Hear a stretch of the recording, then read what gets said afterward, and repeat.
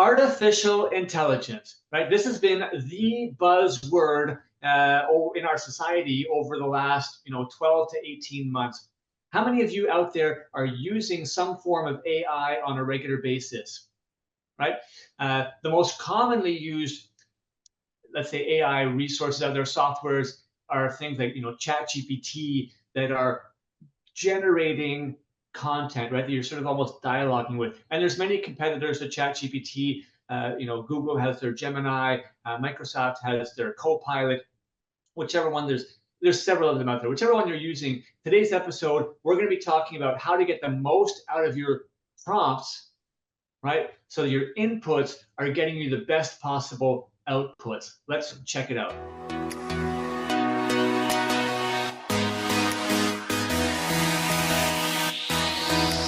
Welcome to the Salon Scoop, a podcast by Salon S.O.S.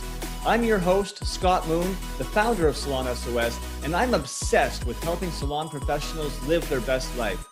In this show, we shop talk all things salon to bring you real-life stories, debates, entertainment, and inspiration to help you find happiness and success in this beautiful industry. If you work in the salon industry in any capacity, this podcast is open to you. So set down your scissors or rinse out that toner and let's get into it.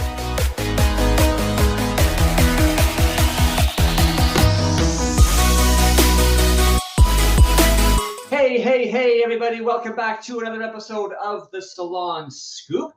Today, we're going to get the scoop on how to prompt your AI tools, right, to get the best possible results out of them. By now, hopefully, most of you have started to utilize some AI, artificial intelligence tools. The easiest ones really to get started with are things like ChatGPT or Google Gemini, Microsoft Copilot. They all kind of do in and around the same thing, right? They kind of provide you with content. It's almost like the super smart robot that can give you all sorts of information to your questions, can help you with business solutions. You can now upload an image and it can analyze the image and give you responses. They can generate images for you. There's so much that you can actually be doing with these tools. And if you haven't yet explored some of these things, or you feel like you need a little bit of guidance because you're still a little bit hesitant or behind the eight ball with it, we've developed a 3-hour video tutorial training, but it's in 12 different parts. So 12 videos. So each one is like 20 minutes each. It's like bite-sized chunks. And it's a course that you can do online at your own pace. So if you haven't checked this out yet, would highly encourage you. You can find it on our website. It's literally only $20 Canadian plus tax. So it's the most affordable way that you can actually really discover a lot of the artificial intelligence tools out there and understand how to use some of them to make your life more simple, save you time, be a little bit more efficient in your work. So highly encourage you to get some education in when it comes to AI. If you have been using it, we want to delve in today to talk to you about how you can get the most out of it, right? This is like a step up in terms of a bit of a masterclass. And it comes down to prompting. Prompting is your inputs, like what you're actually asking the system, right, to help you with. And a lot of companies out there, there are new jobs, literally the jobs out there, they're called prompt engineers. These are actual jobs that people can apply for in big companies because it's so important. If you want to get the most out of these artificial intelligence tools, you have to be really good at inputting better information. So that's what we're going to delve into today, the how to have effective prompting. And Sarah, why don't you start us off with just kind of explaining, with an example, the difference between, what a poor prompt might look like, medium, decent prompt versus like a great prompt, so we can start giving some concrete examples to our listeners. I didn't even introduce you. You know what? I'm so sorry. with me as always. I'm just so used to you being here with me on all these episodes, and I'm sure that our listeners are as well. But Sarah Perrin, the owner of Chalk Salon, and who also is, our content manager and does a lot of our digital stuff with Salon S.O.S. Here with me as always. Sarah, welcome. first and foremost, and I'll let She you. needs no introduction, right, Scott? That's just fine. Yeah, pretty No, much, pretty much. that's hilarious. Yeah, no, this is something I use AI a ton, and this is like one of the biggest things that I have come to realize is like again, the quality of what you get answer wise is 1000% based on the prompt that you're giving it. So the more you play around with it, the more you're going to figure out which prompts work best for you. But just to kind of break it down, give you some like really concrete examples. An example of a poor prompt would be help with Instagram. An example of a mid-level prompt would be give me some ideas for Instagram posts. And an excellent prompting example would be generate 5 Instagram posts that highlight our latest hair color treatments, including autumn color trends and behind the scenes photos of our stylists at work. Me just explaining and just giving you those prompts, it makes sense. It's kind of the same way, like if you're asking a question to anybody, right? If I say, Scott, favorite color, versus, hey Scott, what's your favorite color and why?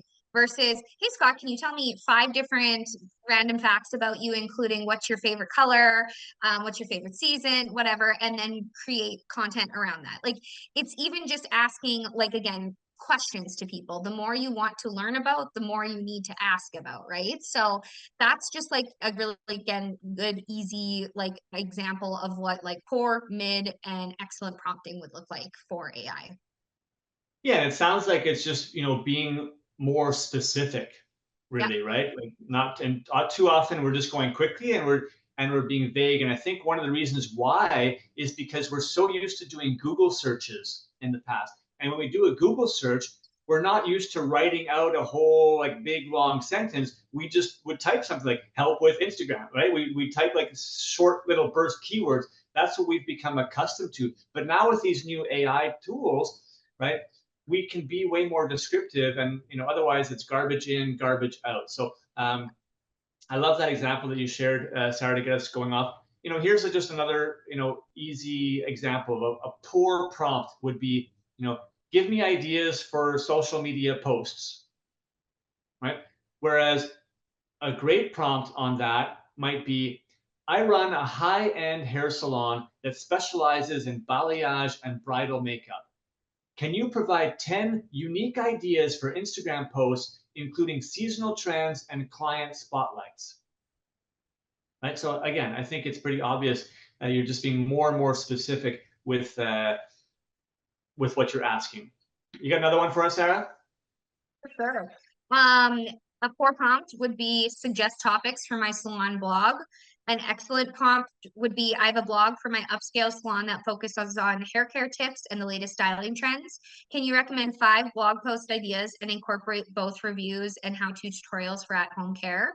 Something I'd love to just like piggyback off of this too is when you actually are writing the blogs or captions, is prompting it extra with what type of tone you want it to be written in. So if I was saying, again, can you write me a blog about, the top 5 trends for fall in a light tone or in a professional tone or in a tone that would appeal to hairstylists, that type of thing, just like really even again giving that extra prompt on what type of tone you want something to be written in can make the difference between whether it sounds like a computer wrote it or you wrote it yourself in your bubbly giggly way kind of thing. Yeah, and that's one of the biggest frustrations that people often have, with these AI tools is they, oh, you know what, like it doesn't sound like me. I tried it, but it doesn't sound like me. It doesn't sound like our salon, so I stopped using it. You have to train this tool, right, to sound like you, and there are ways that you can do that even more. So here's one example that I would always recommend to a salon if you're going to be using it on a regular basis. I would start um, and I would write myself out a, a long paragraph with everything about my company. So I would say, you know what? I'm a salon. My name is Scott. I own the salon Beauty and Co., located in Austin, Texas. We are a high-end hair salon. We have 10 stylists and 3 estheticians.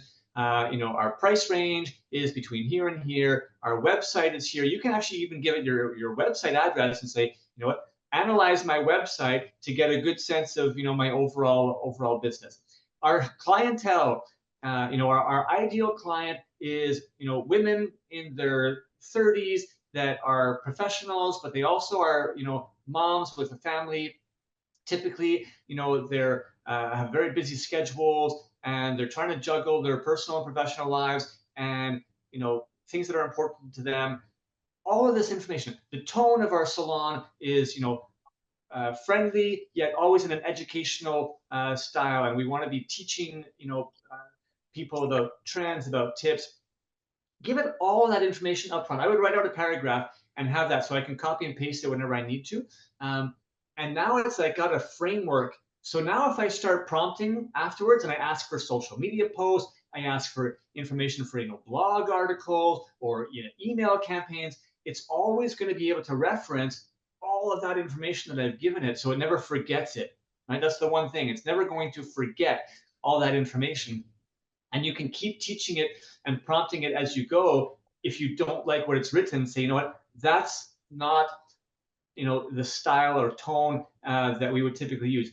The other thing you can also do when you're inputting that information is give it examples of past text that you've written, past social media captions, past emails that you've written that are really in your style, your tone, and say, this is an example of the style and tone that we use regularly in our communication.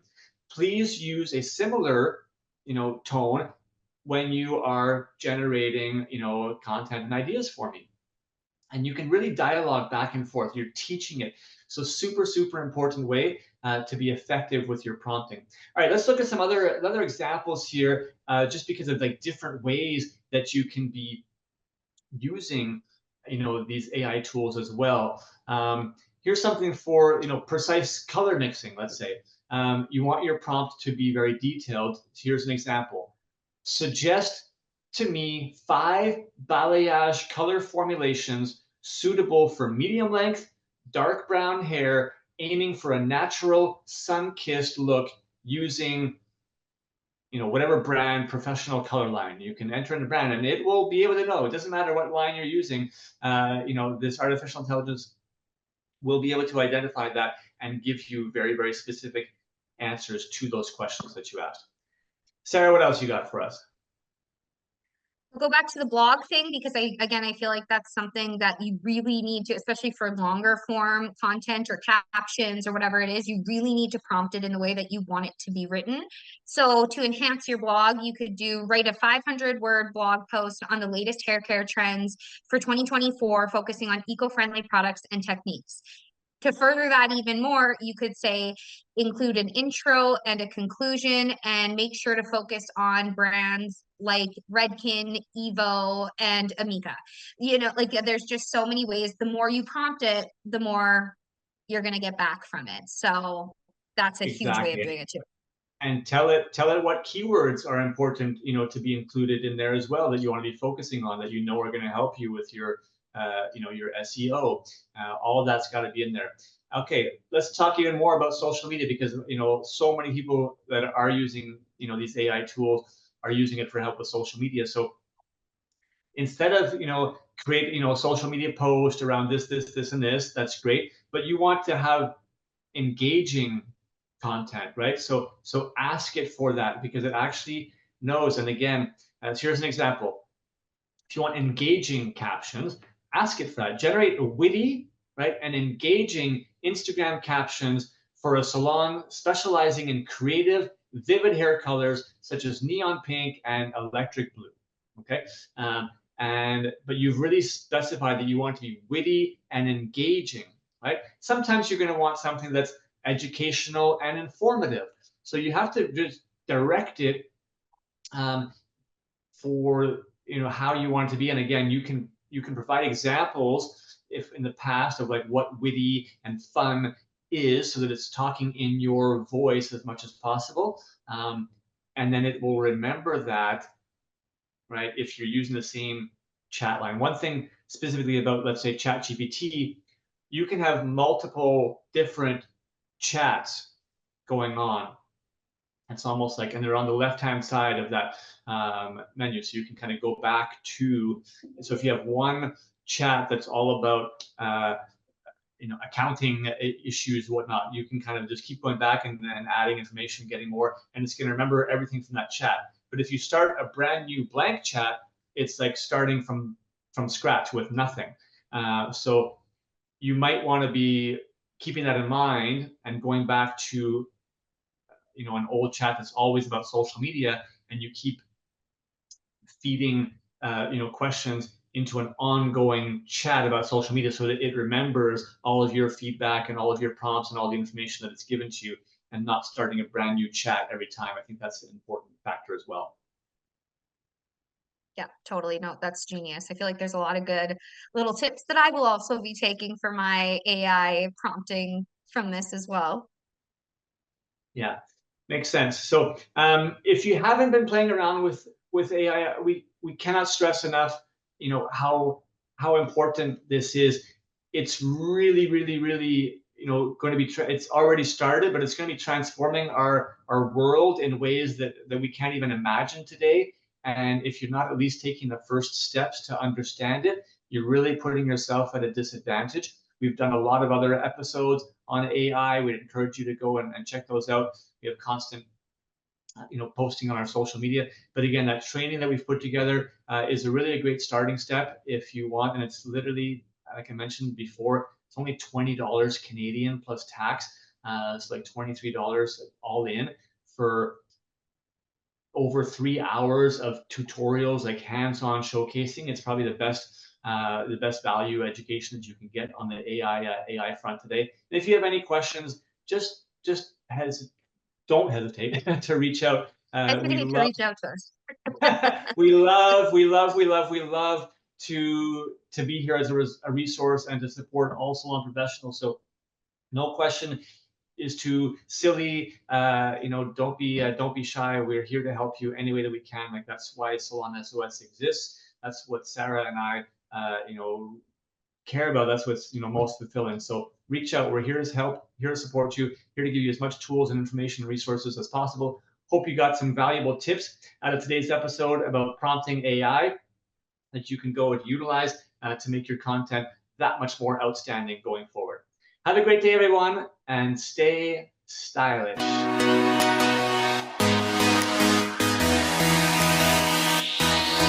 Thank you so much for listening to the Salon Scoop podcast. This show is produced by Salon S.O.S, a digital marketing agency by industry professionals for industry professionals. If you want simple and affordable solutions for any of your salon marketing needs, such as websites, client loyalty, Google search rankings, social media, or more, come visit us at salonsos.ca or on Instagram at salon.s.o.s. If you want to hear more episodes like this and help us continue to bring the industry great content, it would mean so much to us if you would support us in one of the following ways. Either share this episode with one other industry professional, and rate the show on Spotify, or write us a quick review on Apple Music. We want to hear your feedback. If you have follow-up questions or ideas for future episodes, please reach out. DM us on Instagram at salonus.s.o.s, or hit us up on our website again at salonsos.ca. Again, thanks so much for listening. Now go get your hustle on, keep smiling, and we'll catch you on our next episode.